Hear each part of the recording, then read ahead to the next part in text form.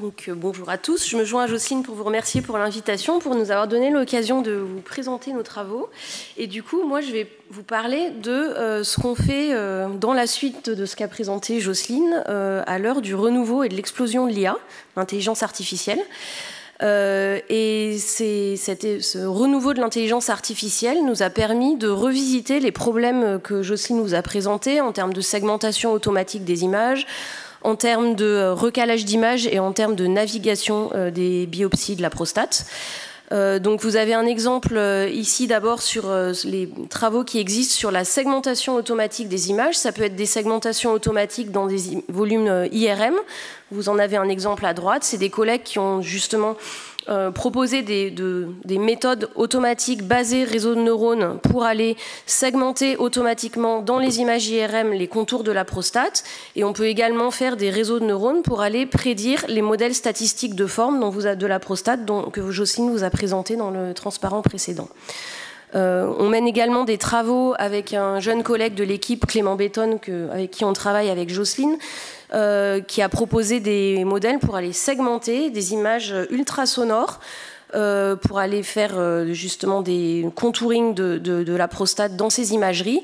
Et il a utilisé des astuces comme le fait que selon les vues échographiques que l'on a dans un volume échographique, les vues axiales, frontales ou sagittales, on n'a pas les mêmes informations et la même façon d'aller regarder la prostate. Et donc on peut apprendre les contours indépendamment dans ces trois vues et ensuite faire des réseaux de neurones qui vont aller fusionner les informations pour prédire un contour en fonction de la localisation sur la prostate. Alors, on a également revisité les questions de recalage multimodal entre l'IRM et l'échographie en essayant de s'affranchir de l'étape de segmentation que je vous ai présentée juste avant, qui est une étape où on a besoin pour entraîner les réseaux de données vérité terrain qui sont quand même assez lourdes et chronophages à obtenir. Et on travaille avec une postdoctorante à du recalage non rigide pour aller prédire la transformation entre la modalité d'imagerie IRM et d'imagerie échographique. Et enfin, on revisite également les questions de navigation des biopsies à la fois transrectales et à la fois transpérinéales avec l'évolution des pratiques. Et on a d'abord commencé à travailler avec des réseaux de neurones qui apprenaient le recalage entre les coupes échographiques 2D et un volume de référence tridimensionnel avec des a priori de sonde, parce que c'est ce qu'on avait fait dans les débuts des travaux et on avait vu que ça nous aidait vraiment à faire cette estimation. Et on mène des travaux avec une doctorante à l'heure actuelle pour réaliser ce même problème de la navigation en s'affranchissant de ces données de capteurs qui ne sont pas disponibles à l'heure actuelle au bloc opératoire, ce qui est un petit peu limitant. Alors, pour faire tous ces travaux de réseau de neurones, on a besoin de données d'entrée qui vont nous permettre d'entraîner nos réseaux.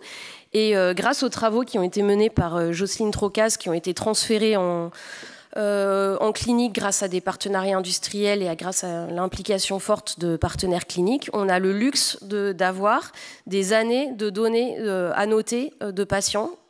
Ça peut être des données d'imagerie, mais c'est aussi des données de localisation des biopsies, c'est aussi des données sur les informations de diagnostic. Et tout ça, c'est très très riche parce que ça nous permet de sortir de l'évaluation purement technique de nos réseaux de neurones et de voir l'impact de l'utilisation de nos outils dans la pratique clinique.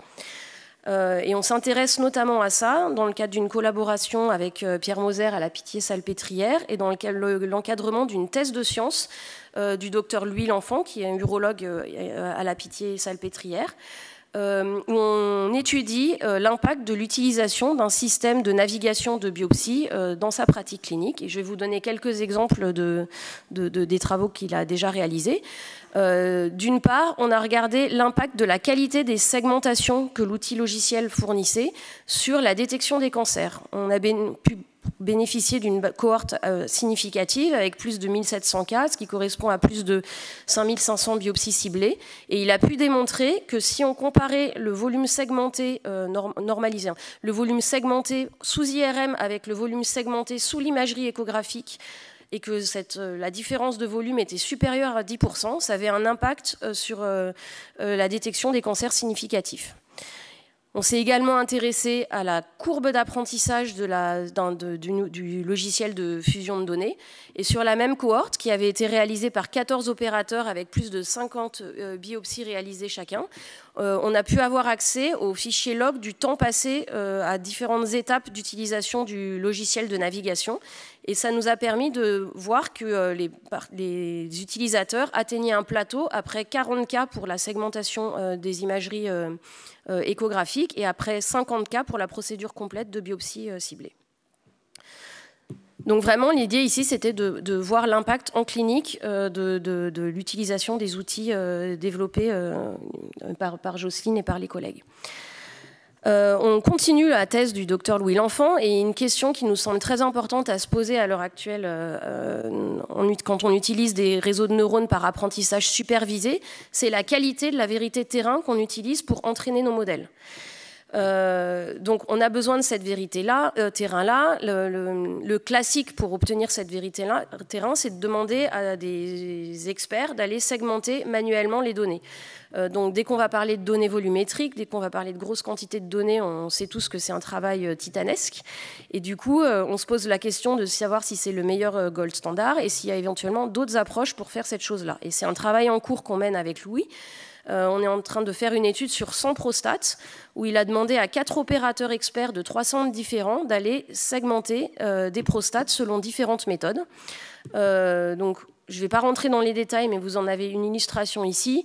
La branche de droite, ici, c'est une méthode semi-automatique qui est la méthode utilisée en pratique clinique à l'heure actuelle. C'est celle que Jocelyne vous a présentée tout à l'heure, où c'est une interaction entre un modèle statistique de forme et le clinicien qui va aller cliquer des points et le modèle va s'adapter pour mieux fitter les contours de la prostate jusqu'à ce que le clinicien soit satisfait. Et puis on compare ça à des méthodes qui nous permettent de générer des surfaces, des modèles surfaciques de la prostate, des contours de la prostate, à partir d'une annotation complètement manuelle des opérateurs, qui est ce que vous voyez à gauche, les petits points en rouge, où il a cliqué un certain nombre de points sur un ensemble de coupes échographiques. Alors pourquoi on fait ça ? On fait ça parce que ça nous permet d'avoir une idée de la variabilité inter- et intra-opérateur quand des experts font des segmentations. Donc, c'est-à-dire quelles vont être les différences entre les annotations des experts et du coup, in fine, qu'est-ce qu'on peut attendre comme précision de notre réseau de neurones aussi. Ça va nous permettre aussi d'étudier l'influence de l'outil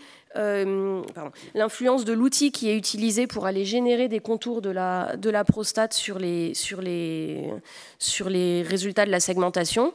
Et puis ça nous permet aussi de regarder si l'approche de segmentation manuelle qui est très chronophage est supérieure ou équivalente à l'approche utilisée en clinique à l'heure actuelle qui est semi-automatique et beaucoup plus rapide. À terme, on a évidemment très envie d'aller voir l'impact que cette qualité de segmentation aura sur les prédictions qui sont effectuées par nos réseaux de neurones qu'on développe. Donc voilà, pour conclure, les travaux qu'on mène à l'heure actuelle dans la continuité de ce qui avait été fait par Jocelyne au début de l'histoire, c'est des travaux sur la vérité terrain, dont je vous ai parlé. C'est aussi des travaux sur la confiance qu'on peut avoir dans les réseaux, dans les prédictions que les réseaux qu'on développe font. Parce que c'est quand même une boîte noire, là, tous ces réseaux supervisés, et on a envie de savoir quelle confiance on peut accorder aux résultats que ces réseaux nous donnent. On s'intéresse aussi à la généralisation des approches. Les pratiques évoluent.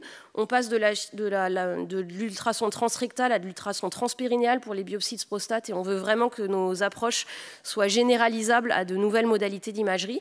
Et puis quelque chose qui est aussi important pour nous dans l'équipe et notamment pour notre jeune collègue Clément Bétonne, c'est la frugalité des réseaux de neurones qu'on développe. On ne veut pas développer des énormes mastodontes qui vont être très difficiles à déployer en clinique parce qu'ils sont très gourmands en énergie et en temps de calcul. On veut vraiment développer des réseaux simples qui seront facilement déployables en clinique.